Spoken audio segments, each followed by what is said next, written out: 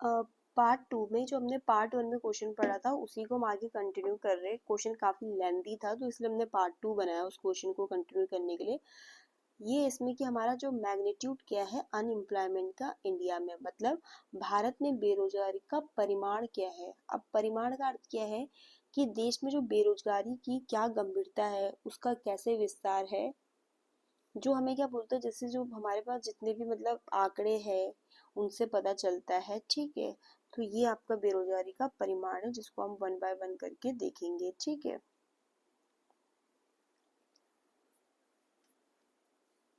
तो पहला है overall unemployment role, overall unemployment rate, ठीक है।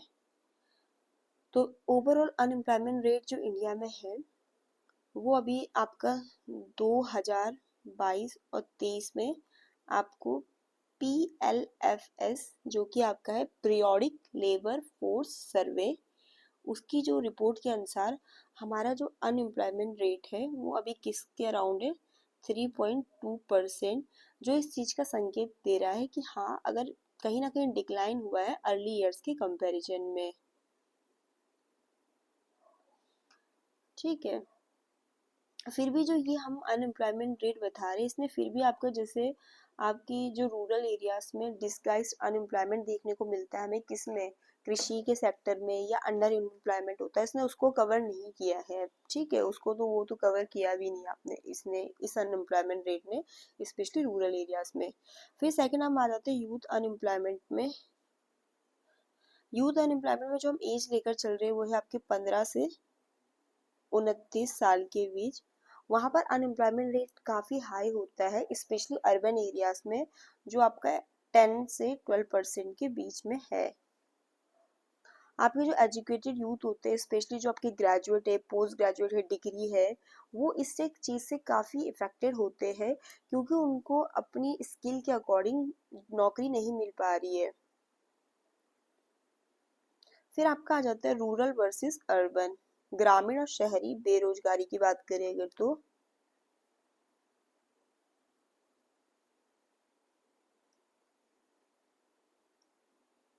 देखो रूरल एरियाज में क्या बोलते हैं, अनएम्प्लॉयमेंट जो है वो कम देखने को मिलेगा, मतलब होगा बट आपको कम देखने को मिलेगा क्योंकि लोग आपको ज्यादातर क्या मिलेगी, डिसगाइज्ड अनएम्प्लॉयमेंट, मतलब जहाँ पर लोगों के पास अगर खेत वगैरह भी होंगे तो वो उसमें लग रखे होंगे, कि कहने को चाहे वहां पर 10 लोगों की जरूरत है लेकिन वहां पर 12 लोग काम कर रहे हैं, बट फिर भी बहुत सारे लोग आपके अंडर एम्प्लॉयड भी होंगे, ठीक है। बट अनएम्प्लॉयमेंट आपका बहुत विजिबल होता है अर्बन एरियाज पे। अर्बन एरिया में इसलिए विजिबल ज़्यादा होता है क्योंकि वहाँ पर लोग बहुत एजुकेटेड है, स्किल्ड इंडिविजुअल है तो रूरल एरियाज में भी है, अर्बन में भी है, बट रूरल एरियाज में कम विजिबल इसलिए देखने को मिलेगा क्योंकि वहाँ पर लोग डिस्गाइज अनएम्प्लॉयमेंट या अंडर एम्प्लॉयड होंगे, बट यहाँ पर लोग काफ़ी पढ़े लिखे हैं, स्किल्ड है, इसलिए यहाँ पर ज़्यादा देखने को मिलता है शहरों में। फिर है आपका जेंडर डिस्पैरिटी। इसमें ये है कि भाई जेंडर के बेस्ड ऑन भेदभाव, ठीक है। जो फीमेल अनएम्प्लॉयमेंट रेट है वो आपका टिपिकली हायर होता है किससे, मेल अनएम्प्लॉयमेंट से।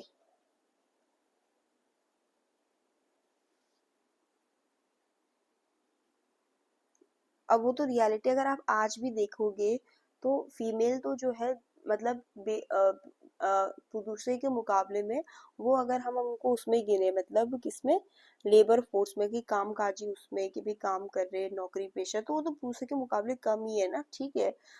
क्योंकि आज भी ये है कि भी औरतों को इसीलिए वो सोचा जाता है कि वो घर की चार दीवारी में रह के घर का काम करे, जो है ही उनका, ठीक है। ये इन्हीं का काम है भाई, जो घर का काम होता है चार दीवारी के अंदर रह के अपना घर परिवार संभाले। तो फिर इसीलिए जो फीमेल अनएम्प्लॉयमेंट रेट है वो ज़्यादा है पुरुषों के कंपैरिजन में। इवन आपका जो female labour force partition rate है वो किसके अराउंड है, 25%, जो इस चीज़ को इंडिकेट कर रहा है कि जो बहुत सारी वुमेन जो है वो वर्क फोर्स से आपके क्या बोलते हैं बाहर है, ठीक है। ये आपका है female labour force participation rate, जो मतलब ये दिखा रहा है कि कितनी जो औरतें हैं वो मतलब वर्क फोर्स में, मतलब कि काम काज ये नौकरियां कर रही है, तो वो 25% के अराउंड ही है। फिर आपका एक हिडन एंड डिस्गाइज अनएम्प्लॉयमेंट। देखो एक जो लार्ज पॉपुलेशन है, पोर्शन है इंडिया की वर्कफोर्स का, मतलब जो लोग काम कर रहे हैं वो आपका इनफॉर्मल या अनऑर्गेनाइज या लो प्रोडक्टिविटी जॉब्स में है। एग्रीकल्चर में बहुत सारे लोग इंगेज्ड हैं, ठीक है, मतलब तो उनको अपना मतलब एग्रीकल्चर में हमें कैसी उसमें देखने को मिलती है आपका डिस्गाइज अनएम्प्लॉयमेंट।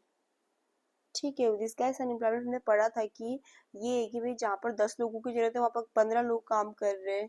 ठीक है, तो हमें हिडन और डिस्गाइज अनएम्प्लॉयमेंट भी देखने को मिलेगा। अनएम्प्लॉयमेंट अगर हम सेक्टर वाइज देखें,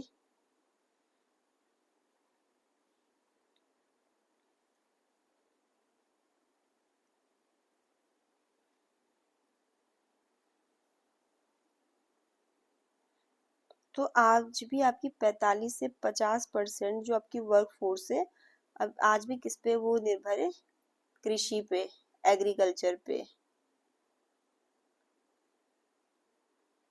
अब 25% तक की वर्कफोर्स आपकी इंडस्ट्री वगैरह के सेक्टर में है, वहीं पर 30% के वर्कफोर्स आपकी किस पे डिपेंडेंट है, सर्विस में। ये डेटा आपके किसके अकॉर्डिंग है, PLFS के अकॉर्डिंग ये डेटा है आपका, ठीक है। PLFS क्या है आपका, periodic labour force survey, periodic